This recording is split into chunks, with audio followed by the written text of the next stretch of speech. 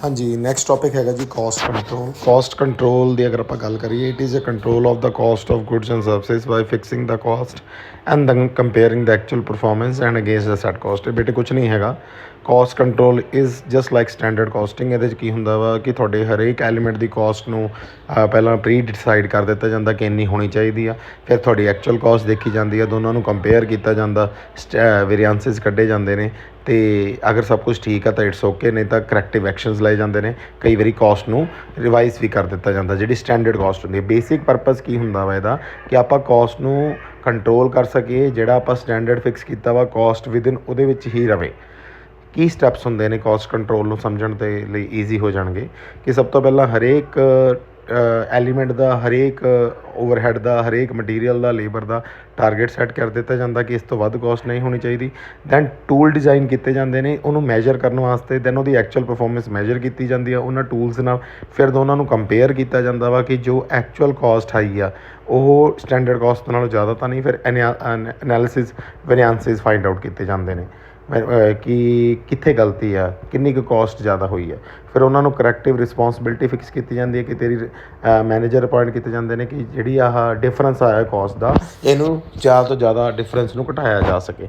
Last 'ਚ ਪੀਰੀਓਡੀਕਲ review. ਪੀਰੀਓਡੀਕਲ review ਦਾ ਮਤਲਬ ਹੁੰਦਾ ਵਾ ਕਿ ਇੱਕ ਵਾਰੀ ਸਟੈਂਡਰਡ ਫਿਕਸ ਕਰਕੇ ਛੱਡ ਨਹੀਂ ਦੇਣੇ, ਉਹਨੂੰ ਪਰਟੀਕੂਲਰਲੀ ਬਾਰ-ਬਾਰ ਚੈੱਕ ਕਰਦੇ ਰਹਿਣਾ ਕਿ ਜਿੱਦਾਂ ਤਾਂ ਕਿ ਸਾਡੀ ਕੋਸਟ ਹੈ ਜਿਹੜੀ ਉਹਨਾਂ ਸਟੈਂਡਰਡਸ ਦੇ ਵਿੱਚ ਹੀ ਰਵੇ। ਇਹ ਚੀਜ਼ ਹੁੰਦੀ ਹੈ। ਉਸ ਤੋਂ ਬਾਅਦ ਆਪਾਂ ਗੱਲ ਕਰਦੇ ਹਾਂ ਜੀ ਇਹਦੇ what are the various elements, ਜਾਂ ਫਿਰ ਇਹਨੂੰ ਕਹਿ ਸਕਦੇ ਹਾਂ ਵਾਟ ਆਰ ਦਾ ਵੇਰੀਅਸ ਕਹਿ ਸਕਦੇ techniques that is used in cost control. Cost control ਦੀਆਂ ਕਿਹੜੀਆਂ ਟੈਕਨੀਕਸ ਨੇ, ਜਿਹਦੇ ਵਿੱਚ ਸਭ ਤੋਂ ਪਹਿਲਾਂ ਆ ਜਾਂਦਾ ਬਜਟਰੀ ਕੰਟਰੋਲ। ਮੈਂ ਤੁਹਾਨੂੰ ਡਿਫਰੈਂਸ ਦੇ ਵਿੱਚ ਹੁਣੇ ਦੱਸ ਕੇ ਹਟਿਆ ਵਾਂ।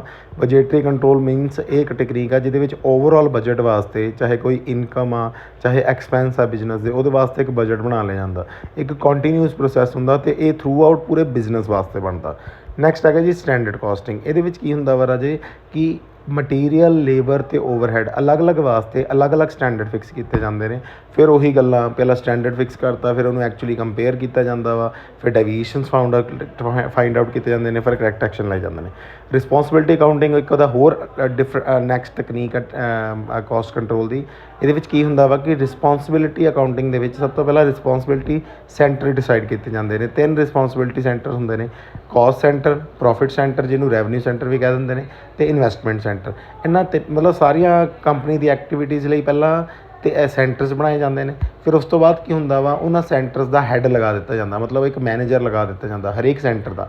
ਫਿਰ ਉਹਦੀ ਰਿਸਪੋਂਸਿਬਿਲਿਟੀ ਫਿਕਸ ਕਰ ਦਿੱਤੀ ਜਾਂਦੀ ਹੈ। ਫਿਰ ਉਹਨੂੰ ਪੁੱਛਿਆ ਜਾਂਦਾ ਕਿ ਭਾਈ ਇਹ ਕੰਮ ਹੋਇਆ ਨਹੀਂ ਤਾਂ ਕਿਉਂ ਨਹੀਂ ਹੋਇਆ, ਇਹ 'ਚ ਜ਼ਿਆਦਾ ਇੰਨੀ ਕੋਸਟ ਇਨਵੋਲਵ ਕੀਤੀ ਹੁੰਦੀ। ਸੋ ਰਿਸਪੋਂਸਿਬਿਲਿਟੀ ਅਕਾਊਂਟਿੰਗ ਮੀਨਸ ਕਿ ਤੁਸੀਂ ਇੱਕ ਪਰਟੀਕੂਲਰ ਸੈਂਟਰ ਬਣਾ ਕੇ ਕੋਸਟ ਦਾ, ਪ੍ਰੋਫਿਟ ਦਾ ਜਾਂ ਰੈਵਨਿਊ, ਪ੍ਰੋਫਿਟ ਰੈਵਨਿਊ ਸੇਮ ਆ, ਅਤੇ ਇਨਵੈਸਟਮੈਂਟ ਦਾ ਸੈਂਟਰ ਬਣਾ ਕੇ ਇੱਕ ਪ੍ਰੋਪਰ ਹੈੱਡ ਆ ਜਿਹੜਾ ਉਹਦਾ ਸੈਂਟਰ ਦਾ ਲਗਾ ਦਿੱਤਾ ਜਾਂਦਾ। ਉਹ ਹੈੱਡ ਫਿਰ ਰਿਸਪੋਂਸੀਬਲ ਹੁੰਦਾ ਵਾ ਸਾਰੀਆਂ ਐਕਟੀਵਿਟੀਜ਼ ਵਿਦਿਨ ਦੈਟ ਕੰਟਰੋਲ ਕਰਾਉਣ ਵਾਸਤੇ। ਉਸ ਤੋਂ ਬਾਅਦ ਮਟੀਰੀਅਲ ਕੰਟਰੋਲ। ਮਟੀਰੀਅਲ ਕੰਟਰੋਲ ਲਈ ਬਹੁਤ ਸਾਰੇ ਮੈਥਡਸ ਨੇ ਜਿਹੜੇ ਅਡੋਪਟ ਕੀਤੇ ਜਾਂਦੇ ਨੇ, ਜਿੱਦਾਂ EOQ ਹੋ ਗਿਆ, ਮਿਨੀਮਮ ਸਟਾਕ ਲੈਵਲ, ਮੈਕਸੀਮਮ ਲੋਕ ਸਟਾਕ ਲੈਵਲ ਹੋ ਗਿਆ। ਇਹ ਸਾਰੀਆਂ ਟੈਕਨੀਕਸ ਯੂਜ਼ ਕੀਤੀਆਂ ਜਾਂਦੀਆਂ ਨੇ ਤਾਂ ਕਿ ਆਪਾਂ ਮਟੀਰੀਅਲ ਦੀ ਵੇਸਟੇਜ ਨੂੰ ਘੱਟ ਤੋਂ ਘੱਟ ਕਰ ਸਕੀਏ।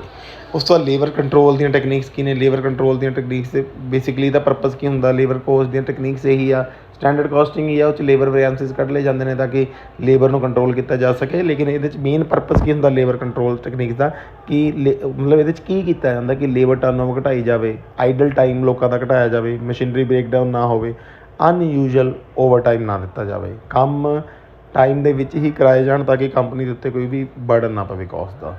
ਉਸ ਤੋਂ ਬਾਅਦ ਓਵਰਹੈਡ ਕੰਟਰੋਲ ਦੇ ਵਿੱਚ ਕੀ ਹੁੰਦਾ ਵਾ ਕਿ ਐਡਵਰਟਾਈਜ਼ਮੈਂਟ ਕੰਟਰੋਲ ਕਰਨਾ, ਕਿ ਜ਼ਿਆਦਾ ਐਵੇਂ ਅਨਨੈਸੈਸਰਲੀ ਐਡ ਨਾ ਕੀਤੀ ਜਾਵੇ, ਆਪਣੀ ਟਰਾਂਸਪੋਰਟੇਸ਼ਨ ਕੋਸਟ ਨੂੰ ਘਟਾਉਣਾ, ਚੈਨਲਸ ਆਫ ਡਿਸਟਰੀਬਿਊਸ਼ਨ ਇੰਨੇ ਕੁ ਰੱਖੇ ਜਾਣ ਕਿ ਸਿੱਧਾ ਪ੍ਰੋਡਕਟ ਕਸਟਮਰ ਤੱਕ ਪਹੁੰਚੇ। ਕੋਸ਼ਿਸ਼ ਕਰੋ ਔਨਲਾਈਨ ਹੀ ਵੇਚੋ।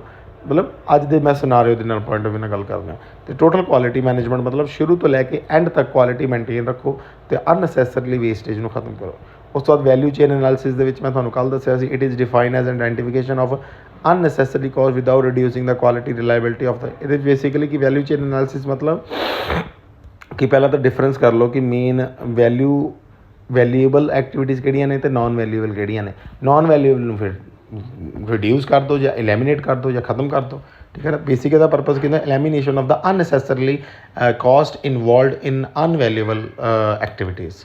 ਠੀਕ ਹੈ ਨਾ। ਮੇਨ ਆਬਜੈਕਟਿਵ ਇਹਦਾ ਇਹ ਹੁੰਦਾ ਵਾ ਕਿ value can be increased with the reduction in cost, ਕਿ ਤੁਹਾਡੇ ਪ੍ਰੋਡਕਟ ਦੀ ਵੈਲਿਊ ਮਤਲਬ ਤੁਹਾਡੇ ਪ੍ਰੋਡਕਟ ਦੀ ਬ੍ਰੈਂਡਿੰਗ ਜਾਂ ਕਹਿ ਸਕਦੇ ਹੋ ਤੁਹਾਡੇ ਪ੍ਰੋਡਕਟ ਦੀ ਕਸਟਮਰ ਸੈਟਿਸਫੈਕਸ਼ਨ ਪਹੁੰਚਾਉਣ ਦੀ ਕੈਪੇਬਿਲਿਟੀ ਨੂੰ ਵਧਾਉਣਾ। ਠੀਕ ਹੈ।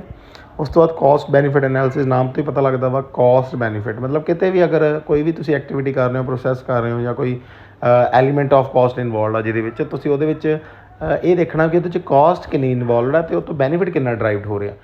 If the benefit derived from that thing is more than the cost involved in it then it's okay, ਕੋਈ ਚੱਕਰ ਨਹੀਂ।